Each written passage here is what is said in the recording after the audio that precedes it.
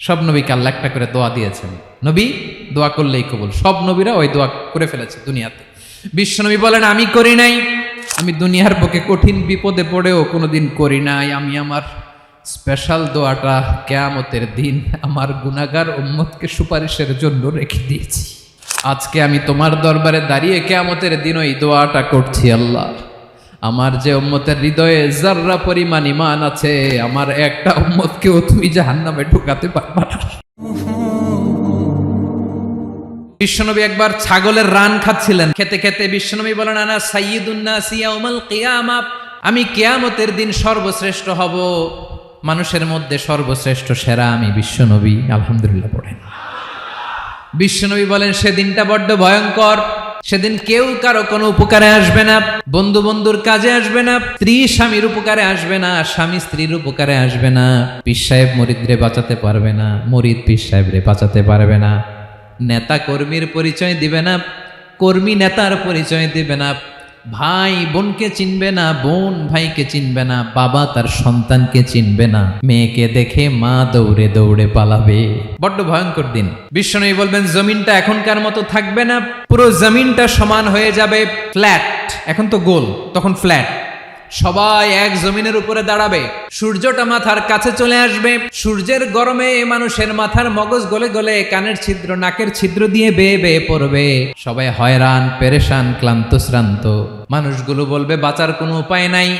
50,000 বছর মানুষ এরকম দৌড়াবে, চিৎকার করবে, কাঁদবে, বাঁচার কোনো উপায় নাই। সবাই বলবে আহ, আল্লাহ যদি বিচারটা শুরু করতো, যা হবার হবে, আগে বিচার শুরু করুক। বিচারই শুরু হয় না, বিচার শুরু হইতেই 50,000 বছর। আল্লাহ, 50,000 বছর, 5,000, 15,000 না, 50,000 বছর এরকম যাবে। মানুষগুলো কাঁদতে কাঁদতে বলবে চলো আমরা আদম আলাইহিস সালামের কাছে যাই, যেন আল্লাহর যে সুপারিশ করে, আল্লাহ আপনি বিচার শুরু করেন। কিয়ামতের ময়দানে সবাই মিলে সাইয়েদনা আদম আলাইহিস সালামের কাছে যেয়ে বলবে ইয়া আবাল বাশার ইয়া আউয়ালাল আম্বিয়া, ও আদম নবী আপনি দুনিয়ার বুকে প্রথম নবী, আল্লাহ নিজ হাতে আপনারে 60 হাত লম্বা করে বানিয়েছেন, আপনার সম্মানে ফেরেশতাদেরকে সেজদা দিতে বলেছেন, দুনিয়ার প্রথম নবী প্রথম মানুষ আপনি, আপনি আল্লাহর যে সুপারিশ করেন যেন আল্লাহ বিচার শুরু করে।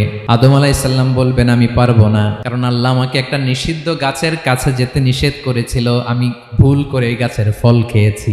নাফসি নাফসি, আজকে আমার কি হবে আমি জানি না, আমি বড় লজ্জিত। আমারে যদি আল্লাহ জিজ্ঞেস করে কেন খাইছিলাম, আমার কোনো উত্তর নাই, তোমারে বাঁচামো কেমনে আমি? নবীরা থার করে কাঁপবে সেদিন। আদম আলাইহিস সালাম বলবেন আমি পারবো না, মাফ করো আমাকে, আমি পারবো না, ওই যে ভুল করে গন্ধম খেয়ে ফেলেছি, নিষিদ্ধ গাছের ফল খেয়ে ফেলেছে, আমি বড় লজ্জিত অনুতপ্ত, আমি পারবো না। আজকে আল্লাহ এত রাগান্বিত হয়েছে, আগে কখনো আল্লাহ এত রাগান্বিত হয় নাই, ভবিষ্যতে আল্লাহ কখনো এত রাগান্বিত হবে না, আমি পারবো না। এক কাজ করো, তোমরা নূহ আলাইহিস সালামের কাছে যাও। কোন নবী? লোকেরা এবার পাগলের মতো দৌড়াতে দৌড়াতে আল্লাহর নবী নূহ আলাইহিস সালামের কাছে যেয়ে বলবে ইয়া নবী আল্লাহ নূহ আনতা আউয়ালুর রুসুলি ফিল আরদ, আপনি জমিনে প্রথম রাসূল। আদম আলাইহিস সালাম নবী ছিলেন, রাসূল ছিলেন না, এই দুনিয়ার বুকে প্রথম রাসূল ছিলেন আল্লাহর নবী নূহ আলাইহিস সালাম। সবাই বলবে ও নবী আল্লাহ নূহ, রাসূল আল্লাহ নূহ, আল্লাহ আপনাকে আবদান শাকুরা, শুকর গুজার বান্দা বলে কোরআনে বলেছে। কোরআনে নূহ আলাইহিস সালামের নামেও সূরা আছে না নাই? আপনি আল্লাহর প্রিয় বান্দা, প্রিয় রাসূল। দেখেন আমাদের কি দশা, ঘামতে ঘামতে শেষ, জমিনটা তামার জমিন, সূর্যটা মাথার কাছে, কি করবো আর পারি না, ঘামতে ঘামতে আর কত ঘামবো, কত দাঁড়িয়ে থাকবো। আল্লাহরে যে বলেন বিচার যেন শুরু করে। নূহ আলাইহিস সালাম বলবেন আমিও পারবো না, আমিও পারবো না, আমি আমার ছেলের জন্য এক কথা বলে ভুল করে ফেলছি। যখন মহাপ্লাবন হবে আমি বললাম আল্লাহ আমার কলিজার টুকরা সন্তান রে বাঁচান। আল্লাহ বললেন ও নূহ সে তোমার সন্তান না, কারণ সে ঈমান আনে নাই, সে পাহাড়ের উপর দাঁড়িয়েছে, দেখি কেমনে সে বাঁচে।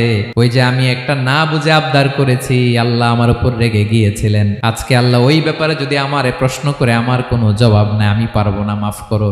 তোমরা সবাই মিলে আল্লাহর খালিল ইব্রাহিম আলাইহিস সালামের কাছে যাও। লোকগুলো পাগলের মতো খুঁজতে আরম্ভ করবে, অযুত লক্ষ নিযুত কোটি মানুষের ভিড়ে আল্লাহর খালিল ইব্রাহিমকে যেয়ে বলবে ইয়া খালিলুল্লাহ, ও আল্লাহর খালিল, আল্লাহ আপনাকে বড্ড ভালোবেসেছেন, আপনি কাবা বানিয়েছেন, আল্লাহ আপনাকে বড্ড পছন্দ করেন।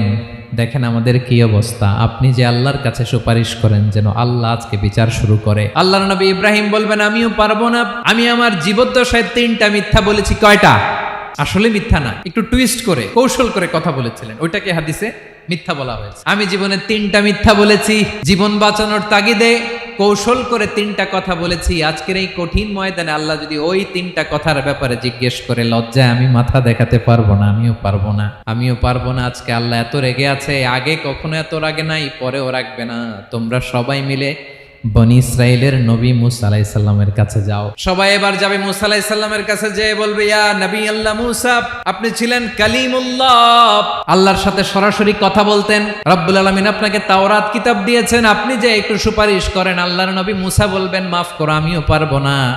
আমি দুনিয়ার বুকে ভুল করে একটা মানুষকে মেরে ফেলেছি। আমি মারছিলাম আদব শিক্ষা দেওয়ার জন্য এক থাপ্পড়, এই থাপ্পড়ে যে ওই লোক মরেই যাবে আমি জানতাম না। আজকে আল্লাহ যদি জিজ্ঞেস করে কেন মারলা, জবাব আছে।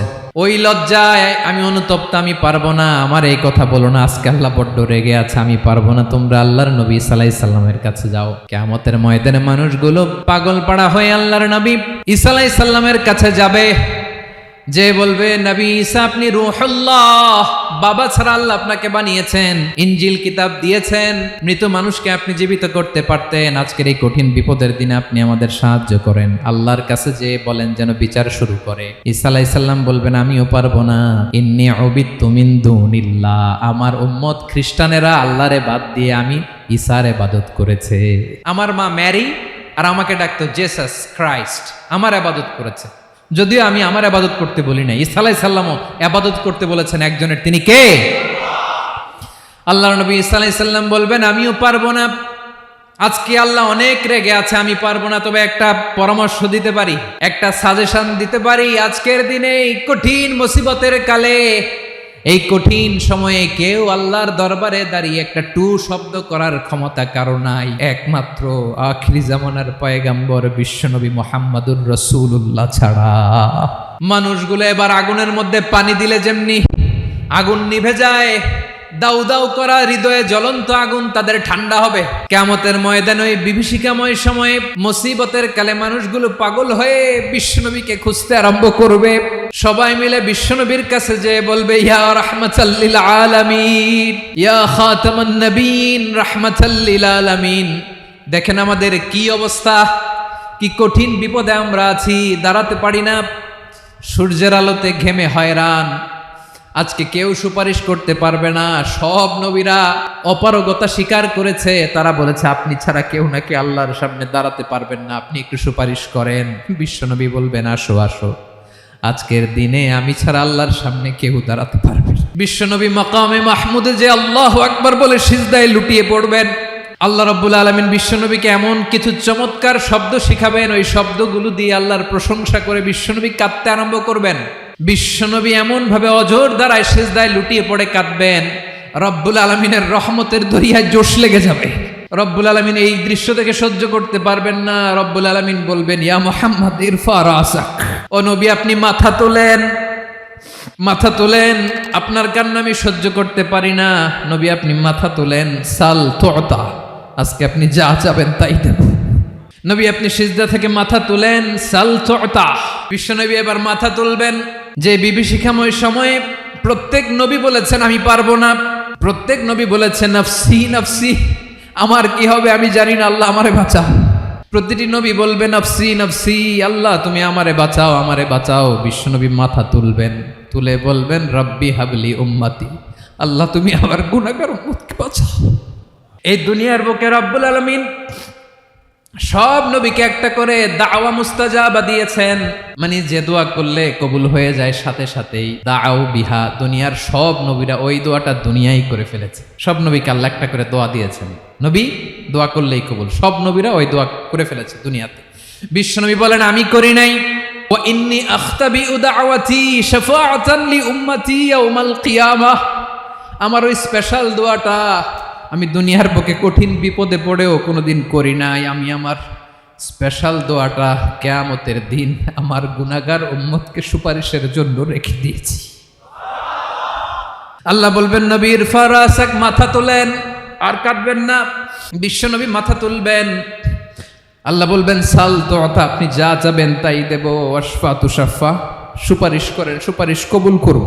বিশ্বনবী বলবেন আল্লাহ ওই স্পেশাল দোয়াটা দুনিয়াতে করি নাই, আজকে আমি তোমার দরবারে দাঁড়িয়ে কিয়ামতের দিন ওই দোয়াটা করছি। আল্লাহ আমার যে উম্মতের হৃদয়ে যাররা পরিমাণ ঈমান আছে, আমার একটা উম্মতকেও তুই জাহান্নামে ঢুকাতে পারবা না।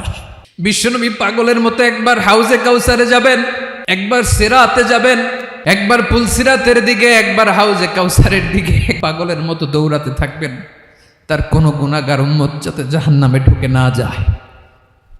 সেদিন কেউ সুপারিশ করতে পারবে না বিশ্বনবী ছাড়া। এজন্য 5 নম্বর আল্লাহ বললেন, মান যাল্লাযী ইয়াশফাউ ইনদাহু ইল্লা বিইযনিহি। কার সাহস আছে, কার এত বড় বুকের পাটা কিয়ামতের কঠিন দিন আল্লাহর সামনে দাঁড়িয়ে সুপারিশ করবে? কারো ক্ষমতা নেই, কারো ক্ষমতা নাই। বিশ্বনবী সেদিন সিজদায় পড়ে উম্মতের জন্য কাঁদবেন, সবাই কাঁদবে, নফসি নফসি, আল্লাহ আমারে বাঁচাও, আল্লাহ আমারে বাঁচাও। বিশ্বনবী বলবেন, উম্মতি উম্মতি। বিশ্বনবী আমার জন্য কাঁদবেন, আপনার জন্য কাঁদবেন, আমাদের জন্য সেদিন কেঁদে কেঁদে জাহান্নামের দরজায় দাঁড়িয়ে আমাদেরকে টেনে টেনে জান্নাতে ঢুকাবেন। এজন্য এই বিশ্বনবীর ভালোবাসা যেন আমাদের হৃদয়ে ভরপুর থাকে। আমার ভাইয়েরা, প্রতি শুক্রবার বিশ্বনবীর উপরে বেশি বেশি যেন আমরা দুরূদ পড়ি। আমরা যখন বিশ্বনবীর সালাম দেই, দুরূদ পড়ি,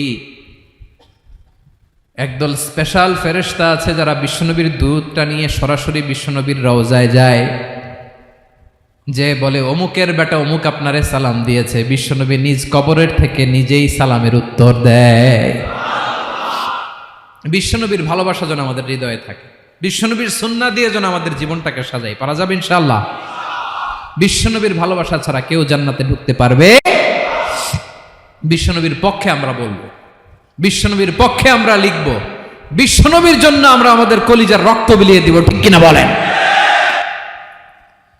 সেদিন বিশ্বনবী ছাড়া কেউ সুপারিশ করতে পারবে না। 5 নম্বর আল্লাহ বললেন, মান যাল্লাযী ইয়াশফাউ ইনদাহু ইল্লা বিইযনি। কে আছে সুপারিশ করবে আল্লাহর সামনে? আর আপনি আপনার বাবার দরবারে যে সেজদা দেন, হ্যাঁ, ইব্রাহিম আলাইহিস সালাম থারথার করে কাঁপবে আর বলবে, নফসি নফসি, আল্লাহ আমারে বাঁচাও। মুসা আলাইহিস সালাম থারথার করে কাঁপবে, আল্লাহ নফসি নফসি, আমারে বাঁচাও। আর আপনি পীরের দরবারে যে সেজদা দেন, কোথায় আছেন আপনি? খবরদার, কেউ বাঁচাতে পারবে না।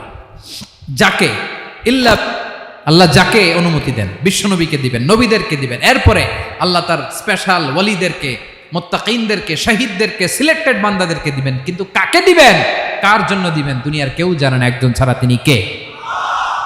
আল্লাহর ওয়ালিদেরকে, নেককার লোকদেরকে আল্লাহ সুপারিশের অনুমতি দিবেন। কিন্তু আপনি যারে মানেন, যার পায়ে সেজদায় লুটিয়ে পড়ে থাকেন, তারে যে আল্লাহ দিবেন, এটার কোনো গ্যারান্টি আছে? কথা বলেন। এজন্য জপতে হবে একজনের নাম, আওয়াজ করে বলুন, তিনি কে? Be a part of our vision. Do listen and share the khair.